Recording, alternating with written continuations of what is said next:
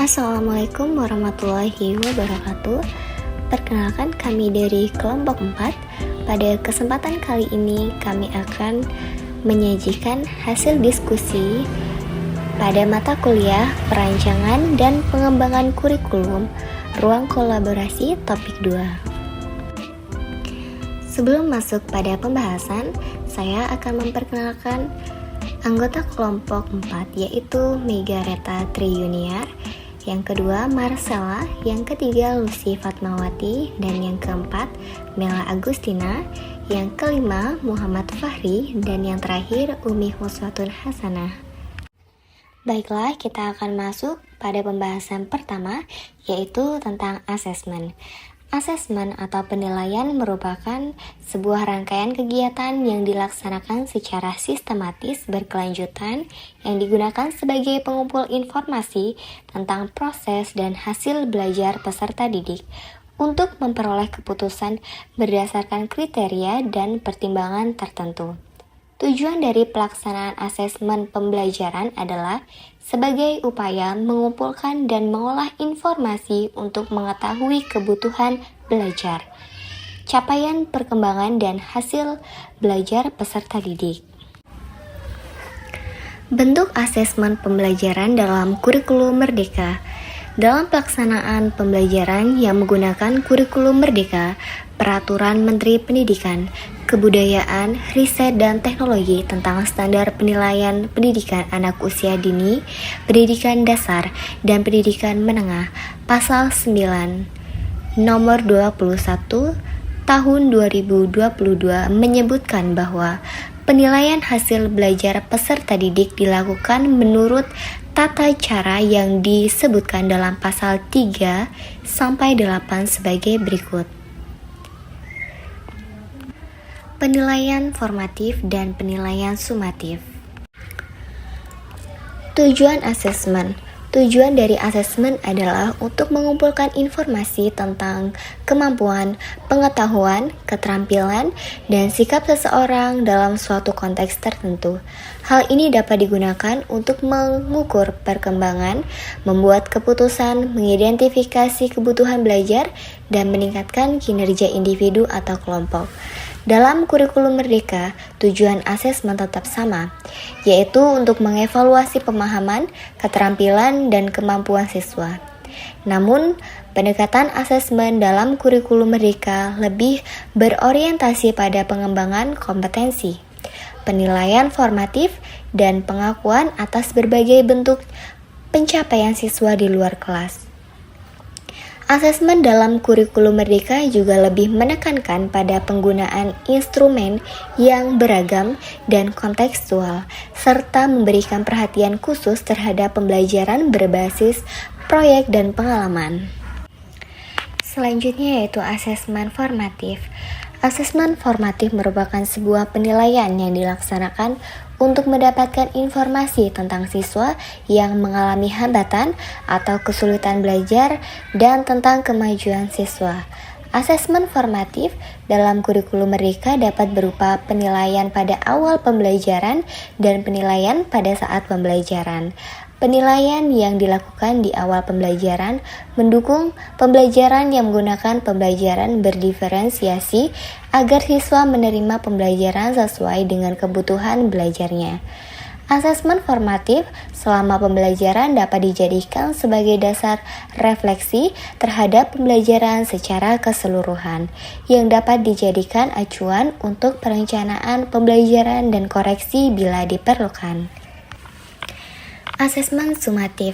Asesmen sumatif adalah penilaian yang dilakukan untuk memastikan tercapainya tujuan pembelajaran secara keseluruhan, sehingga asesmen ini sering dilakukan di akhir proses pembelajaran, akhir tahun ajaran atau akhir jenjang pendidikan. Penilaian sumatif adalah kegiatan penilaian yang menghasilkan skor atau angka yang kemudian digunakan untuk mengambil keputusan tentang kinerja siswa. Asesmen sumatif merupakan penilaian yang dilaksanakan untuk menilai pencapaian hasil belajar peserta didik sebagai dasar untuk menentukan kenaikan kelas dan kelulusan dari satuan pendidikan. Asesmen sumatif dalam kurikulum Merdeka dilaksanakan sebagai dasar untuk menjamin tercapainya tujuan pembelajaran secara keseluruhan. Penilaian sumatif dilakukan pada akhir pembelajaran atau dapat dilakukan secara bersamaan untuk 2 atau lebih tujuan pembelajaran sesuai kebijakan satuan dan pertimbangan pendidik. Selanjutnya, contoh penerapan. Contoh lembar tes formatif, rantai makanan. Perhatikan gambar pada setiap soal, jawablah pertanyaan yang telah disediakan. Soal yang pertama, proses makan dan dimakan yang disertai perpindahan energi disebut titik-titik. Yang kedua, perhatikan rantai makanan di bawah ini. Rantai makanan yang terjadi di ekosistem kebun ditunjukkan oleh nomor titik-titik. Yang ketiga, pada sebuah rantai makanan, aliran energi dimulai dari. Yang keempat, organisme atau makhluk hidup, pengurai sisa-sisa bangkai hewan, tumbuhan, dan bangkai makhluk hidup lainnya disebut. Dan yang terakhir, dalam rantai makanan umumnya tumbuh-tumbuhan hijau berperan sebagai titik-titik. Pada lembar selanjutnya yaitu tentang kisi-kisi yang berisikan tentang tujuan pembelajaran, indikator, level kognitif, bentuk soal, nomor soal, dan skor. Tujuan pembelajaran berisikan tentang mengidentifikasi peran makhluk hidup pada rantai makanan dan mengurangi hubungan antar makhluk hidup yang berkaitan dengan makanan dalam bentuk rantai makanan.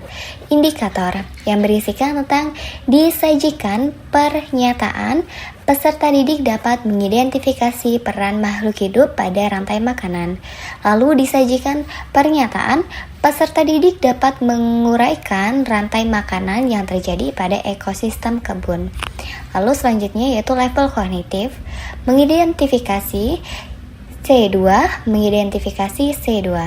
Bentuk soal pilihan ganda, nomor soal 1, 4, 5, dan skor 20. Contoh penerapan pada rubrik penilaian.